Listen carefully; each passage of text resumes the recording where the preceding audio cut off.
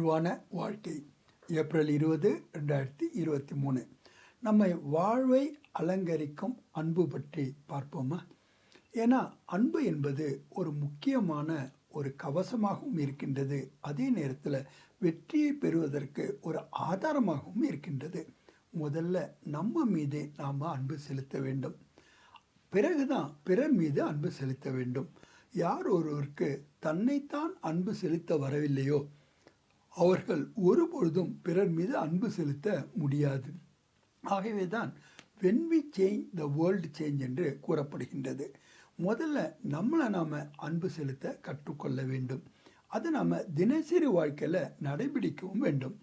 ரெண்டாவது, நாம் செய்கின்ற எந்த ஒரு செயலாக இருந்தாலும் அதை அன்பாக செய்ய வேண்டும். எப்போ நாம் அதை அன்பாக செய்கின்றோமோ அது பிரியமுடையதாக ஆகின்றதோ அங்கு நமக்கு உழைப்பே என்பது இருக்காது.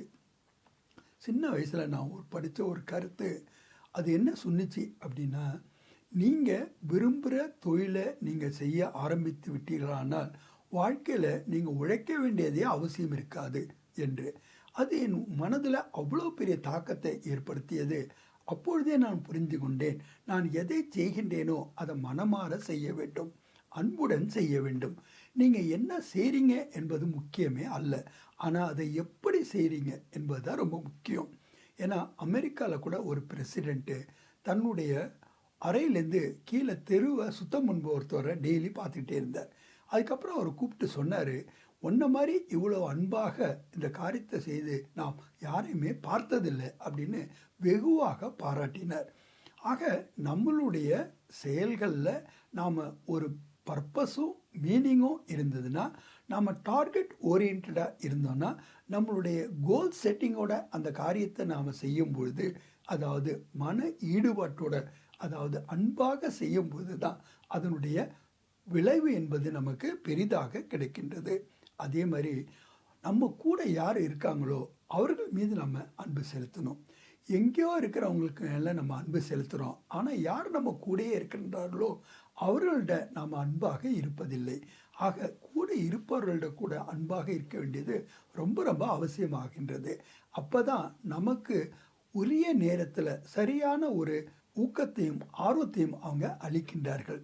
அதே மாதிரி உதவியில் கூட நம்ம எதிர்பார்க்காத விதத்தில், எதிர்பாராத தருணத்தில் கூட நமக்கு அளிக்கின்றார்கள் என்றால் அதுக்கு அன்பாக நாம் நடந்து கொண்ட ஒன்று தான் காரணமாக இருக்கின்றது. இன்னொன்று, பிறரிடமிருந்து நாம் அன்பை எதிர்பார்ப்பதற்கு பதிலாக நாமே முன்னால் கொடுக்கக்கூடியவர்களாகவும் இருக்க வேண்டும். இதற்கும் சில பயிற்சி ரொம்ப அவசியம். சில பேர் நினைக்கிறாங்க, அவங்க எனக்கு குட் மார்னிங் சொல்லலை, நான் எதுக்கு சொல்லணும், அவங்க எனக்கு வணக்கம் சொல்லலை, நான் எதுக்கு சொல்லணும். அப்படி இல்லை, நாம் முதல்ல கொடுக்கணும். பாருங்கள், எவ்வளோதான் நம்ம கவலையில் இருந்தாலும் சரி, பிரச்சனையில் இருந்தாலும் சரி, ஒரு நம்மளை பார்த்து புன்சிரிப்பு சிரித்தாருன்னா நாமளும் சிரித்து விடுகின்றோம் அல்லவா? ஆக நமக்கு வலி நிவாரணியாக இருப்பது இந்த அன்பு ஒன்றாகத்தான் இருக்கின்றது. வாழ்க்கையில் கூட எல்லா சம்பந்தங்கள்லையும் கூட அந்த உரிய அன்பு கிடைக்கும்போது தான் அந்த பிராப்திகளை நாம் முழுமையாக அடைய முடிகின்றது. திட்டுன்னு திட்டிட்டு அதுக்கப்புறம் ஒன்று கொடுத்தோன்னா அந்த குழந்தை கூட மனம் கோணலாகி தான் போயிடுது, அது மகிழ்ச்சி அடைவதே இல்லை. அதே மாதிரி தான் நம்மளுடைய மனம் கூட ஒரு குழந்தை போன்றது தான்.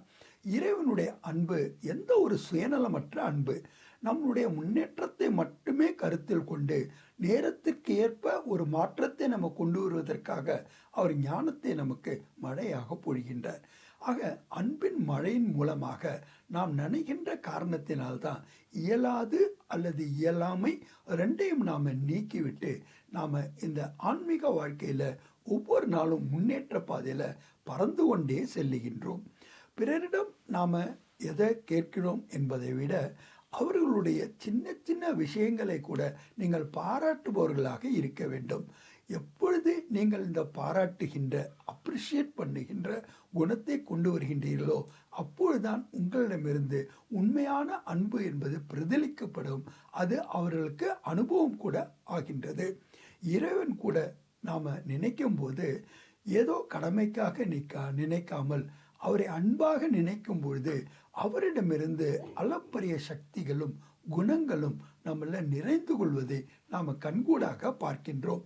ஆக நாம் நமது நடைமுறை வாழ்க்கையில் அன்பை நடைமுறையாக கொண்டு வர வேண்டும். அதாவது என்னுடைய எண்ணம், என்னுடைய பேச்சு, என்னுடைய செயல்கள், என்னுடைய உறவு முறைகள் அனைத்திலும் நாம் அன்பை வெளிப்படுத்த வேண்டும். ஏன்னா நாம் என்ன செய்கிறோங்கிறத விட அதை எந்த நோக்கத்தோடு செய்கின்றோம், அதனுடைய பலன் எவ்வளவு அரியது என்பதை நாம் நினைக்கும் போது ஆட்டோமேட்டிக்காக நமக்கு அன்பு வந்து விடுகின்றது. ஆக நாம் மன அமைதியை பெற வேண்டுமானாலும் சரி, அல்லது வாழ்க்கையில் மகிழ்ச்சியை அனுபவம் செய்ய வேண்டுமானாலும் சரி, அல்லது நாம் தைரியம் உடையவர்களாக இருக்க வேண்டுமானாலும் சரி, ஏன் நாம் ஹோலிஸ்டிக் ஹெல்த்தை அனுபவம் செய்ய வேண்டுமானாலும் அன்பான நடைமுறையை நாம் நடைமுறைப்படுத்த வேண்டும். ரொம்ப சிம்பிளான விஷயந்தான் இது. கேட்கறதுக்கு மட்டுமல்ல, செயலில் கொண்டு வருவதற்கு கூட இதுக்காக தனிப்பட்ட உங்களுக்கு நேரம் தேவையில்லை, தனிப்பட்ட முயற்சியோ அல்லது பயிற்சியோ தேவையில்லை, அதற்காக நீங்கள் உழைக்க வேண்டிய அவசியமும் கிடையாது. அப்புறம் என்ன தான் செய்யணும் அப்படின்னா, ஜஸ்ட் அன் அட்டென்ஷன், ஒரு கவனம் மட்டும் நாம் கொடுத்தோன்னா போதும். ஆட்டோமேட்டிக்காக நம்மளுடைய பேச்சுகள்லையும் நாம் அப்படிப்பட்ட வார்த்தைகளை நாம் பயன்படுத்துவோம். அது பிறருக்கு ஒரு வரதானமாக, ஆசீர்வாதமாக அமைந்து விடுகின்றது. இல்லை என்றால் அதே வார்த்தைகள் பலருக்கு சாபமாகவும் ஆகிவிடுகின்றன. ஆகவேதான் நாம் வாழ்வை அலங்கரிக்கும் இந்த அன்பை எப்படி நடைமுறைப்படுத்துவது என்பதை பற்றி இன்று பார்த்து கொண்டிருக்கின்றோம். ஆக நாம் தெரிந்து கொள்வது, புரிந்து கொள்வதை அடுத்து நடைமுறைப்படுத்த வருகின்ற நேரத்தில் அதை நாம் எவ்வாறு செய்ய வேண்டும், எவ்வாறு செய்வதனால் அதனுடைய பலன் பன்மடங்காக நமக்கு கிடைக்கின்றது என்பதைத்தான் பார்த்து கொண்டிருக்கின்றோம். ஆக நாம் நடைமுறையில், அதாவது தினசரி வாழ்க்கையில் நமது நடைமுறை அன்பு நிறைந்ததாக இருக்கும் பட்சத்தில் நாம் எப்பொழுதும் வெற்றியாளர்களாக அனுபவம் செய்கின்றோம். ஏனென்றால் நமக்கு தோல்வி என்பது கூட பாடத்தை தான் கற்றுத்தருகின்றது. தோல்வி இல்லாமல் நாம் வெற்றியை பெற்றோமானால் அது நிலைக்காமல் ஆகிவிடுகின்றது. ஆக நிலையான ஒரு வெற்றியை நான் பெற வேண்டுமென்றால் இந்த தோல்வியை நான் தழுவியே ஆக வேண்டும்.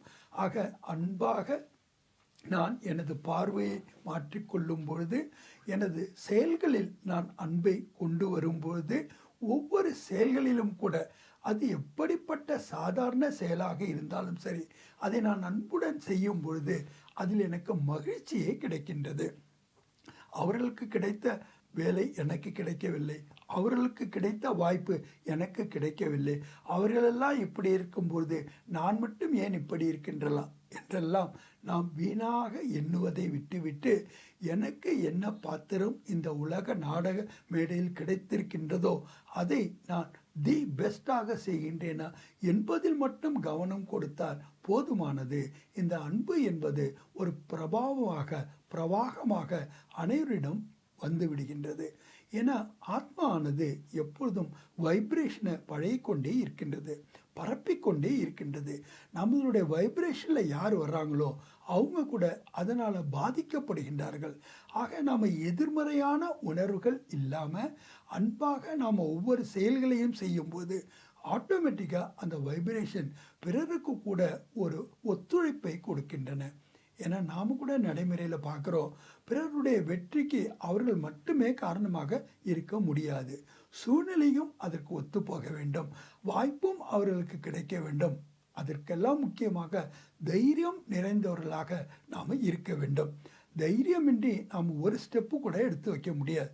ஆக நம்மளுடைய நடைமுறை வாழ்க்கையில் நாம் மன அமைதியை பெற வேண்டுமானாலும் சரி, மன மகிழ்ச்சியை நாம் பெற வேண்டுமானாலும் சரி, நாம் திருப்தி உடையவர்களாக இருக்க வேண்டுமானாலும் சரி, ஏன் நாம் ஹோலிஸ்டிக் ஆரோக்கியம் உடையவர்களாக இருக்க வேண்டுமானாலும் நாம் ஒவ்வொன்றையும் நம் வாழ்வை அலங்கரிக்கும் அன்புடன் நடைமுறைப்படுத்த வேண்டும். நன்றி.